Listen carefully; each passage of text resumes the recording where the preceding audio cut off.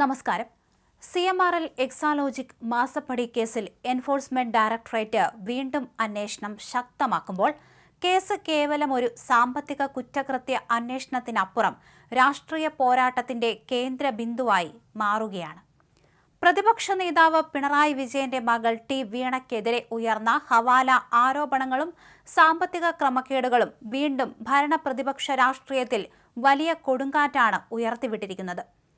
ദുബായിലേക്ക് കോടികളുടെ ഹവാല ഇടപാടുകൾ നടന്നെന്നും അനധികൃത സിം കാർഡുകളും റൂട്ടറുകളും ഉപയോഗിച്ചാണ് ആശയവിനിമയം നടത്തിയതെന്നുമുള്ള ഇഡിയുടെ കണ്ടെത്തലുകൾ ഗുരുതരമായ ചോദ്യങ്ങളാണ് ഉയർത്തുന്നത്.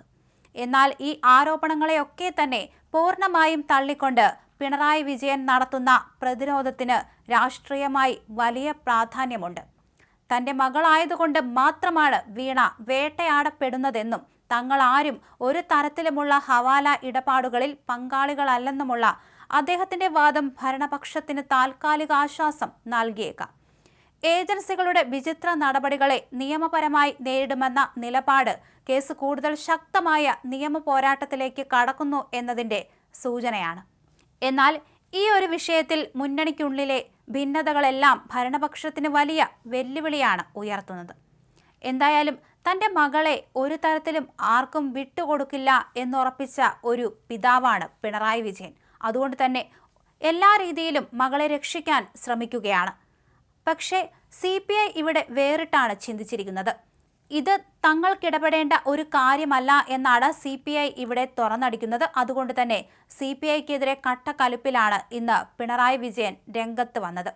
തൻ്റെ മകളെ രക്ഷിക്കാത്ത ആർക്കും, അതായത് തൻ്റെ മകളുടെ കേസിൽ കൈ കഴുകുന്ന എല്ലാവർക്കും ഒരു ശിക്ഷ എന്നോണമാണ് പിണറായി വിജയന്റെ വാക്കുകൾ എന്ന് ഉറപ്പാണ്. പ്രതിപക്ഷ ഉപനേതാവ് പദവി അങ്ങനെ CPM ഉറപ്പിച്ചിരിക്കുന്നു എന്ന് വേണം പറയാൻ. അതുതന്നെയാണ് ഇന്ന് വാർത്താ സമ്മേളനത്തിൽ പിണറായി വിജയൻ പറഞ്ഞിരിക്കുന്നത്. നേരത്തെ തന്നെ ഇത് CPIക്ക് നൽകുമെന്ന തരത്തിൽ അഭ്യൂഹങ്ങൾ ഉണ്ടായിരുന്നു. പക്ഷേ ഒരിക്കലും ഇത് വിട്ടുകൊടുക്കില്ല എന്നുറപ്പിച്ചു തന്നെയാണ് പിണറായി വിജയൻ മുന്നോട്ട് പോകുന്നത്. അതുകൊണ്ട് തന്നെ ഇത് അണികൾക്കിടയിൽ വലിയ രീതിയിൽ രോക്ഷത്തിന് വഴിവെച്ചിട്ടുണ്ട്. ഉപനേതാവ് പദവി നൽകണമെന്ന CPIയുടെ ആവശ്യം തള്ളിക്കളയുകയും അതൊരു അടഞ്ഞ അധ്യായമാണെന്ന് പിണറായി വിജയൻ പരസ്യമായി പ്രഖ്യാപിക്കുകയും ചെയ്തത് ഘടകകക്ഷികൾക്കിടയിലെ അസംതൃപ്തി വർദ്ധിപ്പിച്ചിട്ടുണ്ട്. മകളുടെ കേസിലെ ED അന്വേഷണവും മുന്നണിക്കുള്ളിലെ അധികാര തർക്കങ്ങളും ഒരേ സമയം കൈകാര്യം ചെയ്യേണ്ടി വരുന്നത് പിണറായി വിജയനും CPMനും കടുത്ത പരീക്ഷണമാണ്. CPMും CPIയും തമ്മിലുള്ള ഉഭയകക്ഷി തർക്കങ്ങൾ പുതിയ പോർമുഖത്തേക്കാണ് അങ്ങനെ നീങ്ങിക്കൊണ്ടിരിക്കുന്നത്. CPI സംസ്ഥാന സെക്രട്ടറി ബിനോയ് വിശ്വത്തിന്റെ അവകാശവാദങ്ങളെ തികച്ചും പരസ്യമായി തള്ളിക്കളഞ്ഞാണ് പിണറായി വിജയൻ ഇന്ന് രംഗത്ത് വന്നത്. ഇത് ഇടത് ക്യാമ്പിൽ വലിയ പൊട്ടിത്തെറിക്ക് തിരികൊളുത്തി.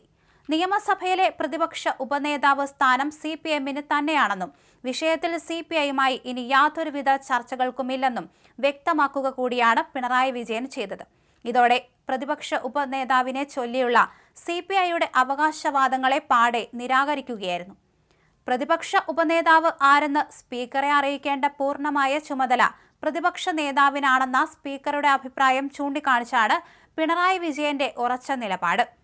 ഇത് സംബന്ധിച്ച ഔദ്യോഗിക കത്ത് വൈകാതെ തന്നെ സ്പീക്കർക്ക് കൈമാറുമെന്ന് അദ്ദേഹം വ്യക്തമാക്കി. കത്തിൽ പ്രതിപക്ഷ നേതാവായി നിർദ്ദേശിക്കുന്നത് CPMകാരനെയാണോ അതോ CPIക്കാരനെയാണോ എന്ന മാധ്യമങ്ങളുടെ ചോദ്യത്തിന് അതിനെന്താ ഇത്ര സംശയം, CPMകാരൻ തന്നെ ആയിരിക്കും എന്ന മൂർച്ചയേറിയ മറുപടിയാണ് പിണറായി നൽകിയത്.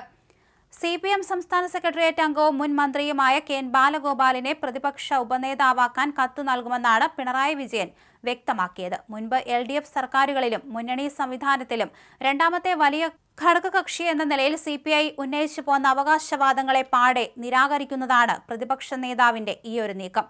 തന്റെ മകളെ സംരക്ഷിക്കാത്തവരാണ് CPI എന്നാണ് ആ പിതാവ് ഇപ്പോഴും വിശ്വസിക്കുന്നത്. അതുകൊണ്ട് തന്നെയാണ് ഇത്തരത്തിൽ അവർക്കെതിരെ ഈ ഒരു നീക്കം പിണറായി നടത്തിയത്.